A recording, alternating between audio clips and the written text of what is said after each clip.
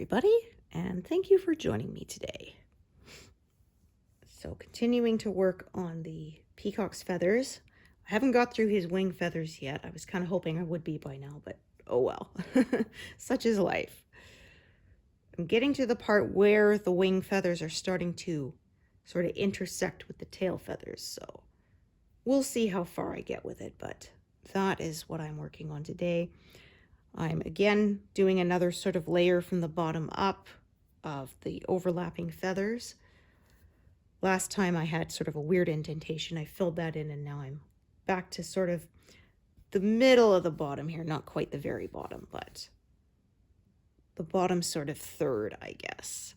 Half to third of this pass is what I'm kind of working on right now. So here we go.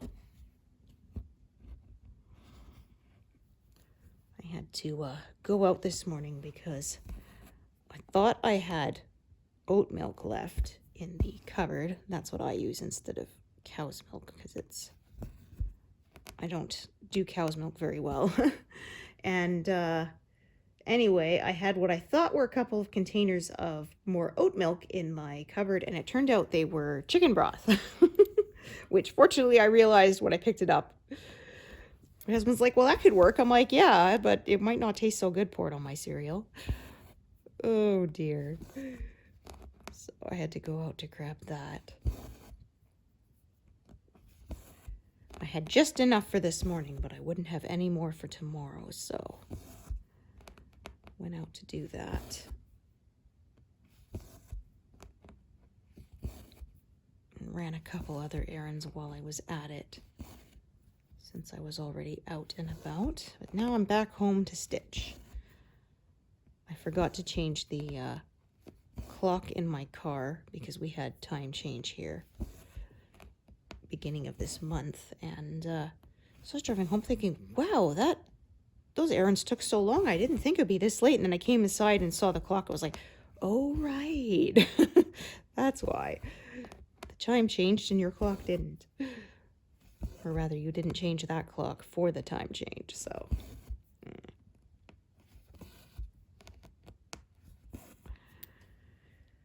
Oh, dear. So I'll have to remember to do that. My last vehicle, I couldn't even figure out how to change the clock, and I couldn't be bothered, so I was driving my husband somewhere once. He had to, like, go pick up his vehicle or something. And he says, why is your clock wrong? And I said, because I don't know how to change it. And then I figure in a few months it'll go back, so I don't really care. He changed it for me, so. I mean, I could have figured out if I really wanted to, but I was just kind of lazy, so. Oh, dear.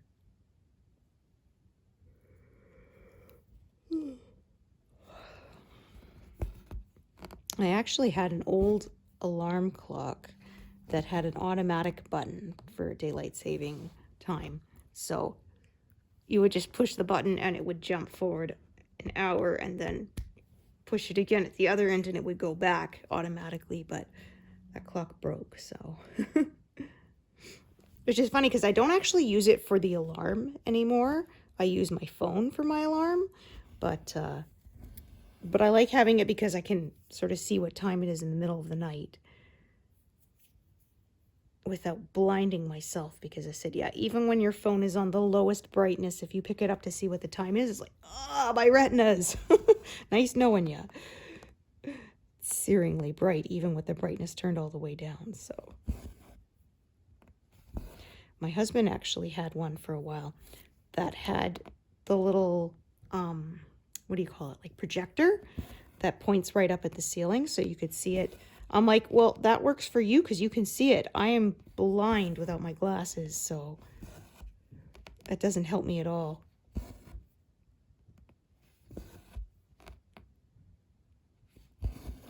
If it's more than a couple feet away without my glasses on, it is a complete fuzzy smear. That is it. I will not be able to see anything about it. Not any useful information. It'll just be a blob. Okay. So, yeah, just kind of adding these different layers here. So there's sort of kind of multicolored sort of feather like this, and I'm just kind of going to go back and forth, up and down along this little area here, these 30 stitches high, and just kind of add where it feels appropriate. Just going my own way.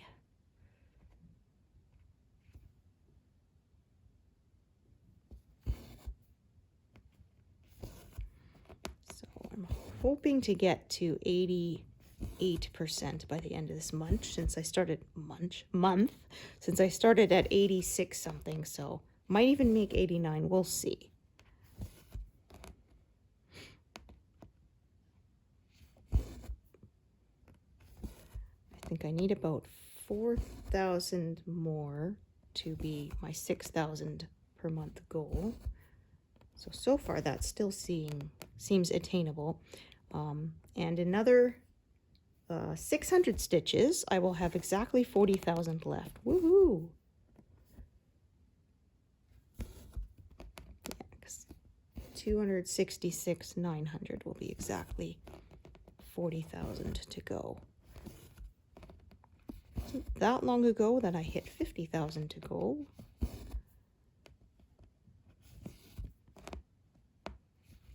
Countdown, and I hit another 0 the other day.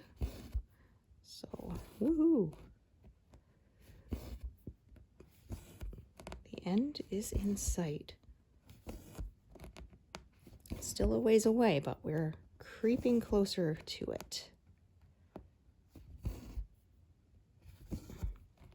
So I mentioned the Heaven and Earth design stitch along. It is 12 designs. I wasn't sure if it was 12 or 16, but it is 12. And as usual, you get the one pattern that you choose for sure.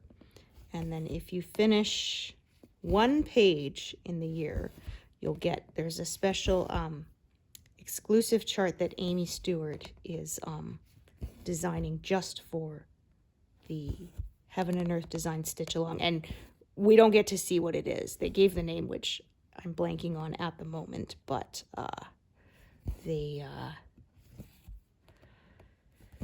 she's designing it just for that. It will not be available for purchase. You have to earn it by joining the stitch along and stitching at least one page. And if you stitch 6 whole pages, you get all 12 charts. And if you finish the one chart completely, then you get a bonus of, there's a choices of 3 charts. Actually, I think if you finish the entire thing in the year, you get, you also get to choose, like you get credits for other charts that aren't part of the stitch along. So there's that too. So it really incentivizes you to stitch. But once again, I looked and they're nice, but nothing was nice enough for me to want to put off my current stitching plans. So I know a few people are definitely excited to do it. Okay, I think I might drop down a bit and sort of do this and start working up again. So yes, that is what I will do. All right. Yeah, still got a fair amount of this color left. And I think a couple of the stitch along charts are actually like crops of a regular chart. So there's that too, because there are people who were kind of trying to decide between two, and somebody said, well, one of them is available as a regular chart. It's not quite as cropped, but it is available for purchase otherwise. But there's a few that are exclusive only to the stitch along. So they said kind of that can influence your decision.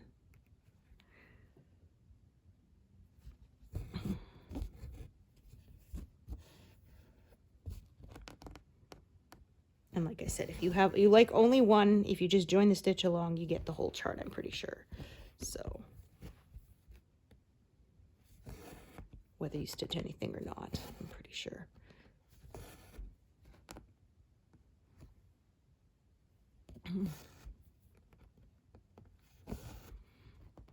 Yeah, I'm someone who doesn't like to change their plans unexpectedly, though. That's with everything, not just with stitching. So a chart would have to make me really fall in love with it, too, in order to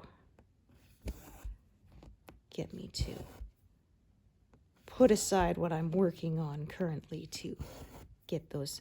And they said you have to do 6 full pages. Partial pages don't count. If you stitch diagonally, like, you can't just use the stitch count to equate to 6. It has to be 6 actual pages of the pattern, as if you printed it out completed.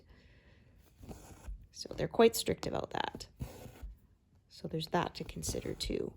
So like if you're someone who likes to stitch, say, extreme cross country, it might not be for you, because yeah, the equivalent stitch count of 6 pages doesn't count. I read all the rules carefully. Just out of curiosity. Okay, come on, not.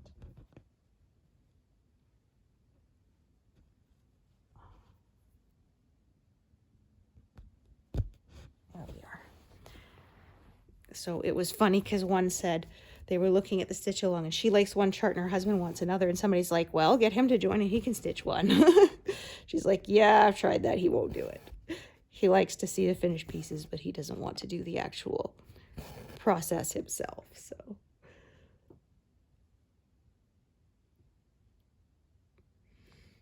alrighty. Still a lot of this color to come.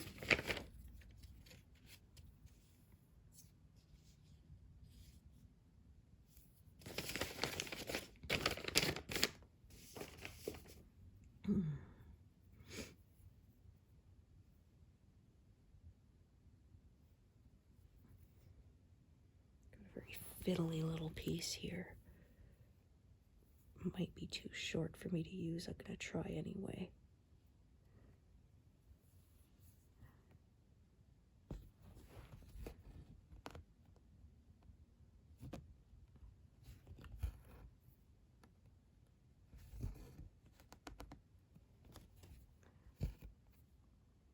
Oh yeah, just barely enough. Nice.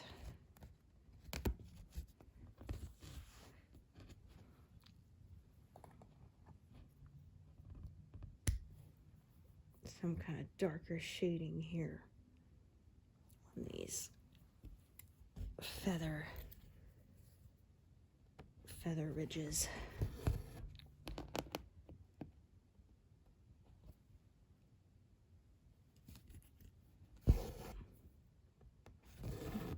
Drop that.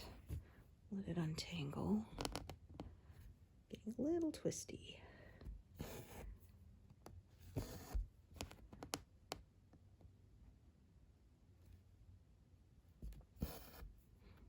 I don't think hitting 200 should be a problem this time, because yeah, it's not as confetti heavy as last time. It's got some bigger blocks here.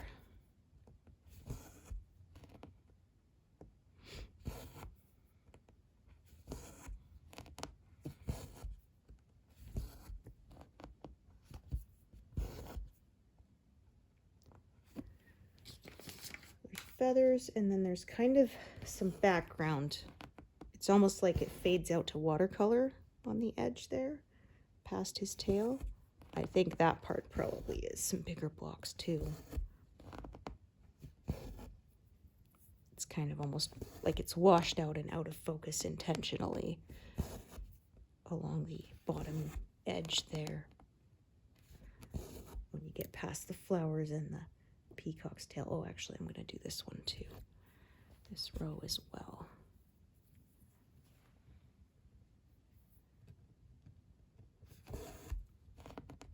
So I've had a few people ask where I get such big pieces of cloth. This was, I bought a bolt, a 10-yard bolt off eBay that was 60 inches wide. And the seller I bought it from isn't active anymore, but it's a good place to check regularly. Every now and then somebody will pop up selling some bolts, and then they'll go away again. And so it's a nice place. Etsy, in some places you can get custom cuts from people.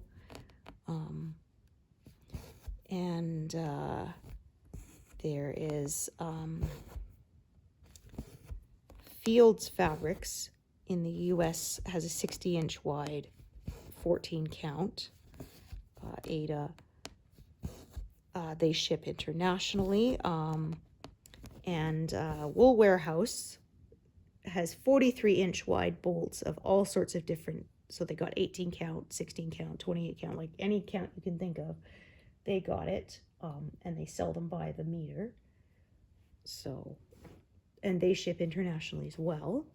And which is where I'm thinking of purchasing some at some point, because they have the easy count on the on those bolts. So I'm thinking of trying that, because the stuff I bought did not have the 60-inch wide. I can't find it pre-gridded anywhere. You have to grid it yourself. So there's that.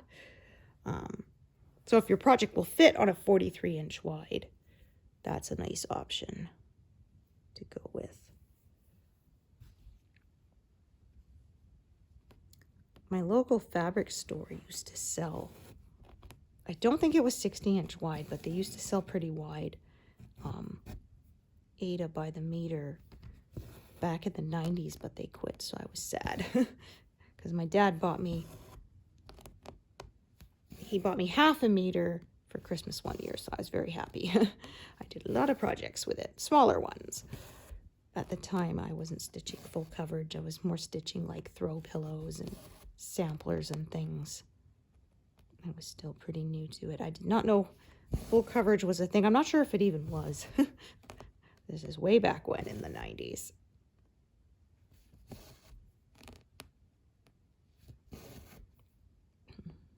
You were a lot more limited in what you could get. If you couldn't find it in a physical magazine or a book or something, you were kind of out of luck. I still have some old magazines that I haven't stitched anything from, but I still have them. Well, somebody donated a bunch to a thrift store near me, and they were like 25 cents each, so I was just like, yoink! Anything that looked even remotely like I might want to stitch it, I grabbed it, so...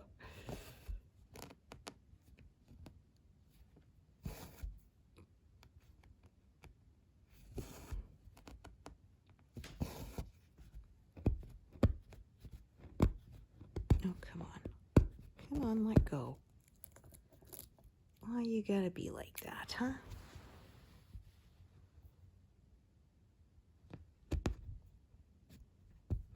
There.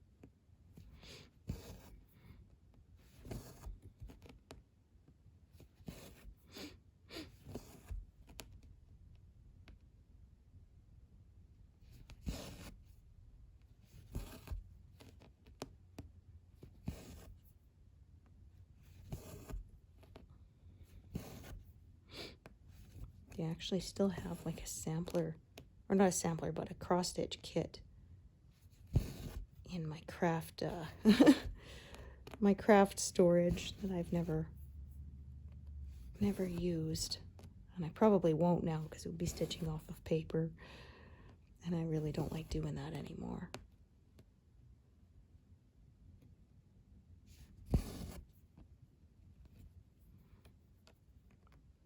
Trying to think. I think the last thing I stitched from a kit was a little wedding announcement I made.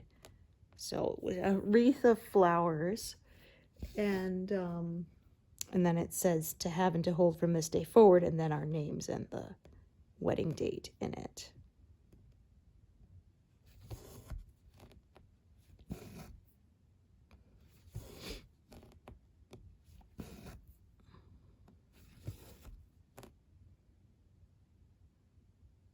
Okay, so let's go. right here.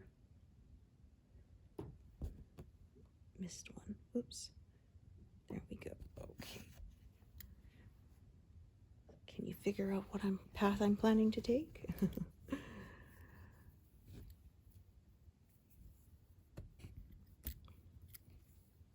So people ask about how I wrangle these threads. I do have these little button magnets. They have a little edge around them, so you can wrap threads around them, but I mostly don't really use that. I kind of just move them aside, let them hang. It doesn't really bother me anymore. I used to be a lot more neat about it, and now I don't really care.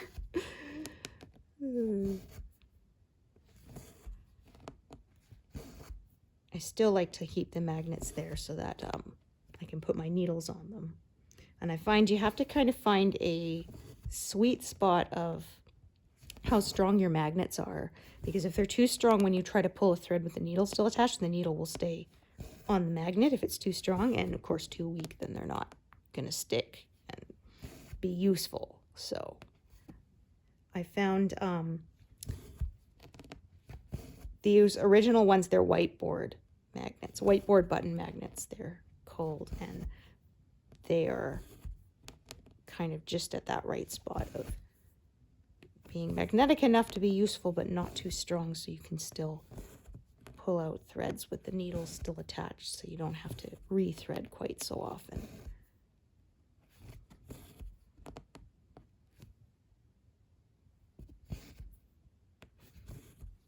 I don't think any of us actually likes threading needles, right? We'd rather be stitching.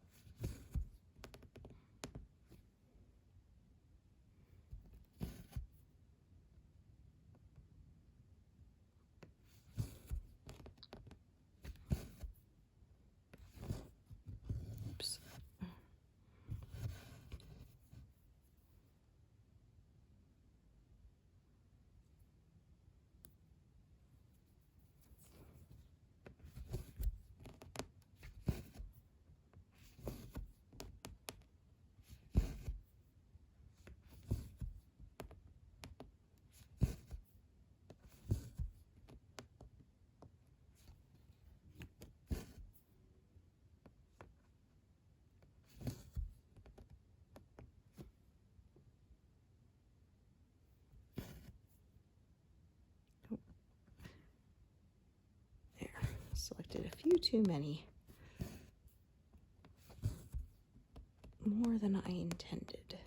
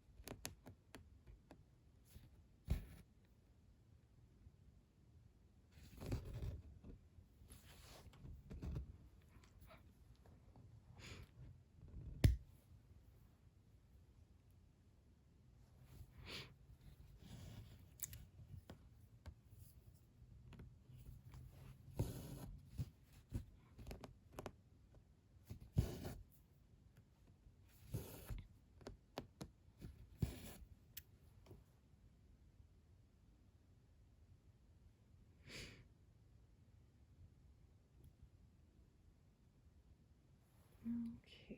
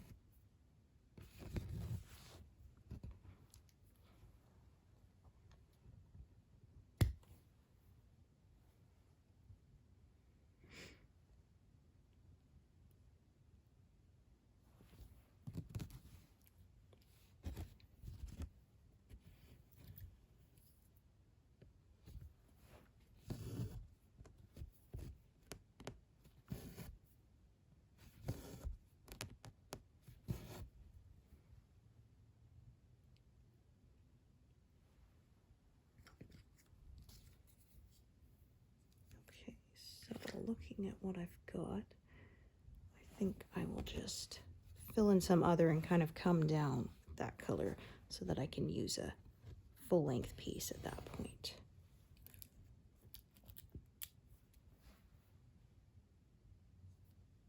There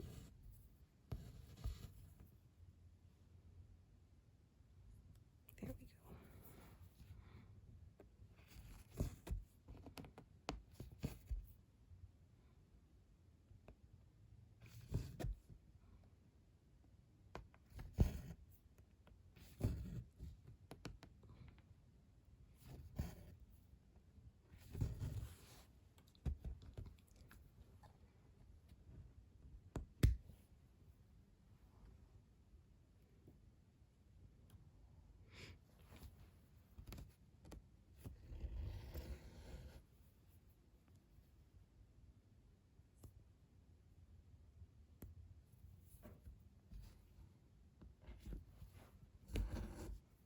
Oh, darn. I had a feeling that might have been only one strand that was caught. Oh, dear. What a mess.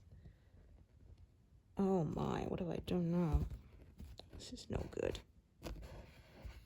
This is no good at all. Oh, dear. Shredded this piece of thread. My gosh. What a mess. Okay, this is bad. Oh.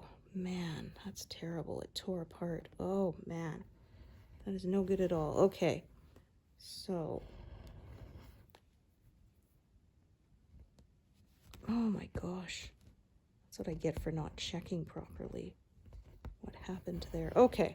That's okay. What I'm going to do, I'm going to trim this down so that both are the same length.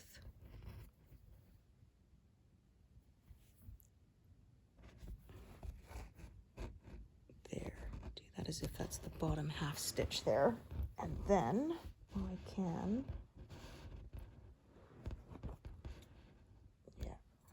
I will just tie the whole thing off on the back here. My gosh, I tell you, I don't think I've ever done that before. I think what happened was I threaded sort of 1 1/2. So I got kind of half the strand, and when I pulled it through the fabric, it kind of shredded on me. And then I couldn't get it back. That's okay. So draw this along the back here, this way. None of it is going to, none of it's going to come apart. What I already stitched it with. And then I'll just start a new strand entirely. My gosh, I tell you. Like I said, I don't think I've ever done that before. What a darn mess. Yeah, it kind of looks like only one strand there, too. I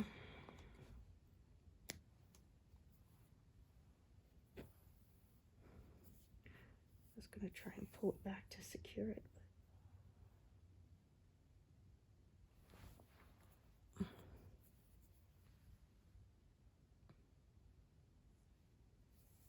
Okay. I'm just going to go over it again, this leg of the stitch again.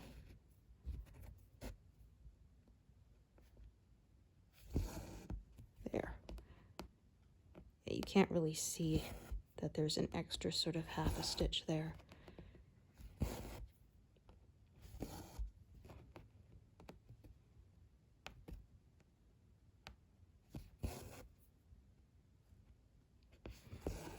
Yeah, that's what I get for being lazy. I knew it kind of felt funny, but hoped it was correct and kept stitching, and I should not have done that. Oh well, it is all good now. All fixed.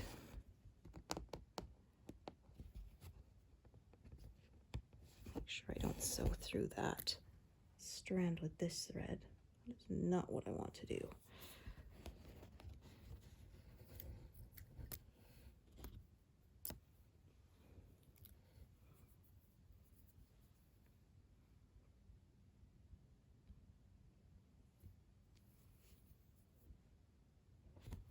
Okay. Yeah, as I've said before, you can tell when you You stitch through other threads, it's very secure. That's one of the reasons why I pin stitch a little further away, because I find stitching over it again and through it with other threads makes it super secure. You can, of course, pin stitch sort of right in the square that you just stitched on, and I used to do it that way, and that's a totally fine way to do it. I like to sort of add that extra layer of security by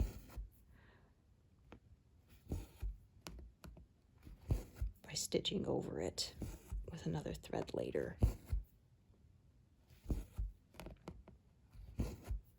It's not necessary, it's just what I do. But yeah, once they've been stitched over with another thread or through with another thread, they're almost impossible to pull anything out, as you saw. Even when you want to.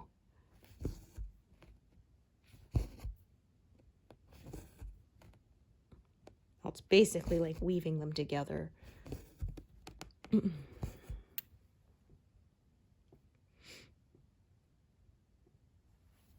There's a similar method for joining yarn when you're making lace.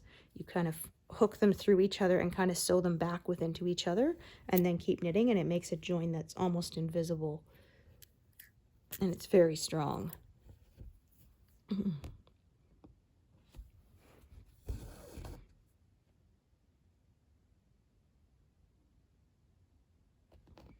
I have a couple strands going here of this color because of the way they kind of intersect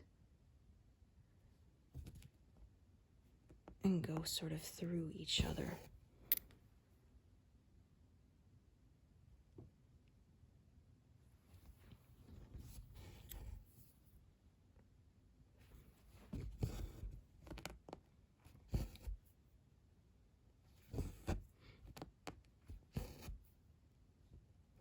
Generally, anything's pretty fixable if you put your mind to it. In stitching, anyway.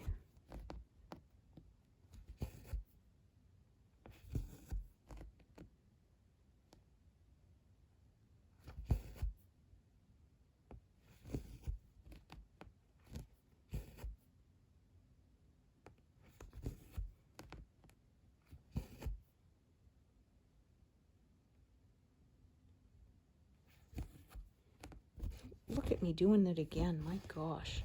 I tell you. I think I caught this one in time. You would do that, wouldn't you?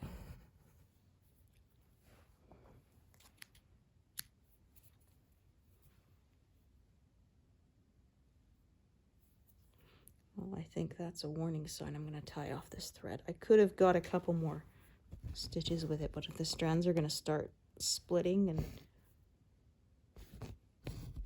doing things like that, yeah, I think I'll just tie it off and save myself the trouble.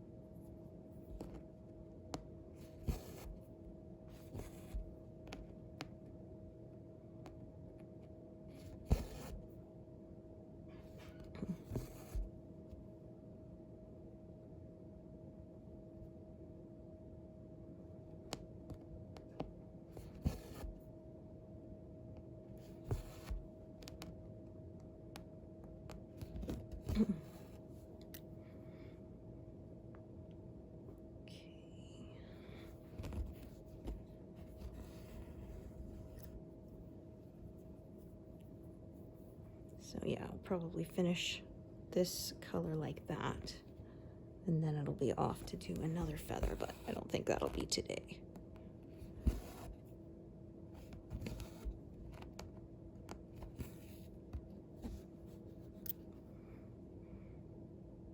Okay, I think I'll fill in, got some small pieces here. Perfect. Save these little ones for precisely this reason.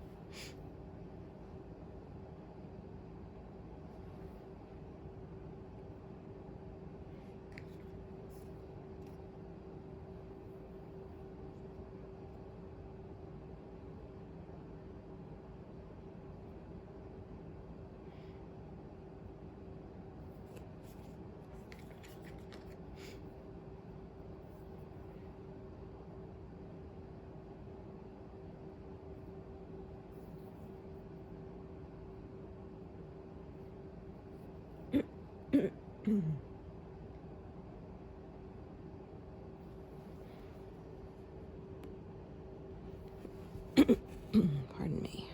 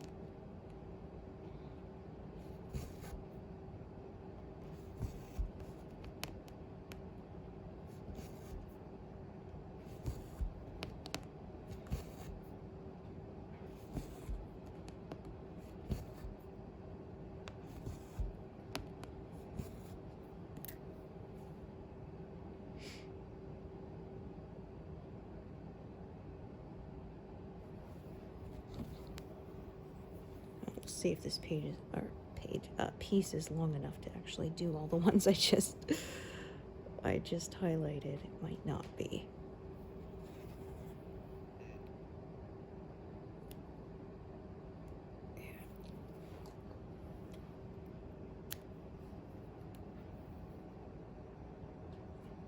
Oh dear, you are being really stubborn.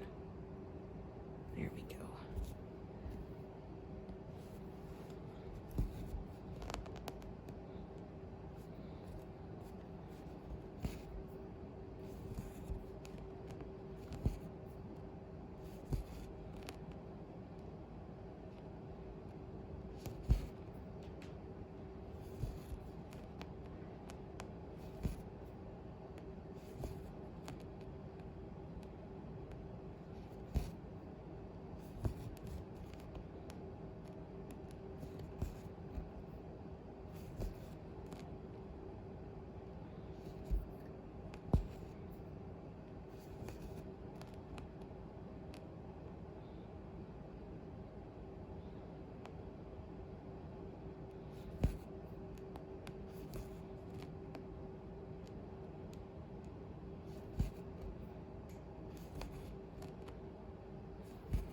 No, I think that's one stitch too many. I won't be able to squeak that out. No, that's just not going to happen.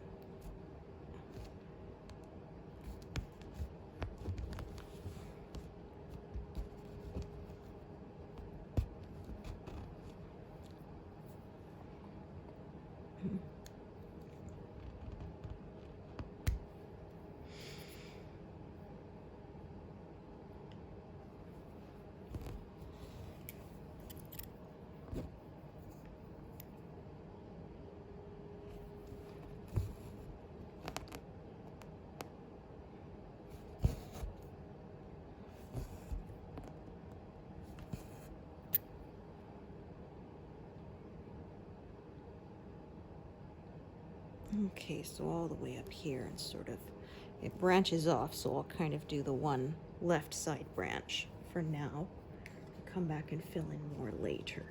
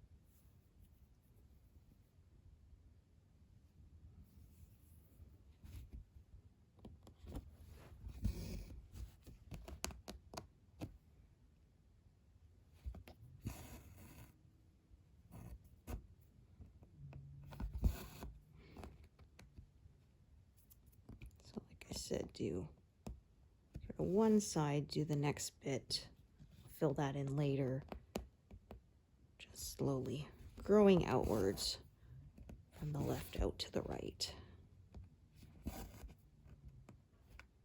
But probably I'll do this, do a bit, and I'll probably shift the whole frame over again before I sort of tackle that next one.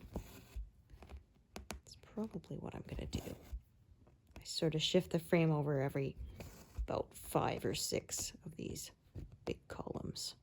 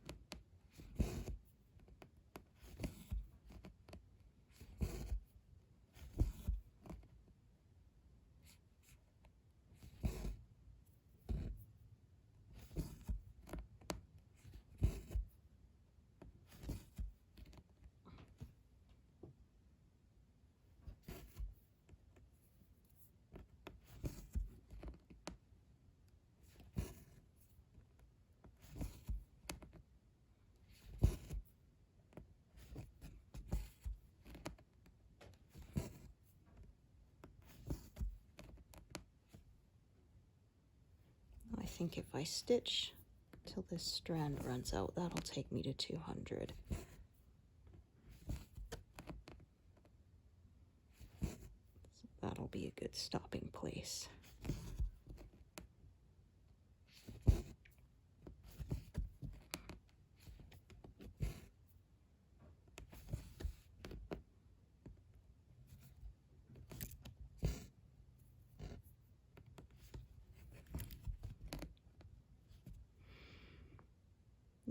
That'll be just right.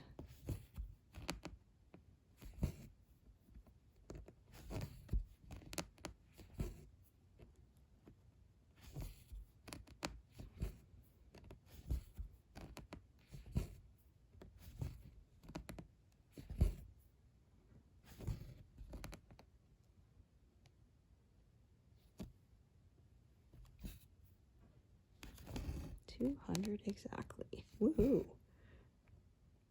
And in less than 500 stitches, I will be at 40,000 left to do. So that end is, the finish is getting closer. Woohoo! Thank you so much for joining me today, and I hope to see you here next time. Thanks, everyone. Bye.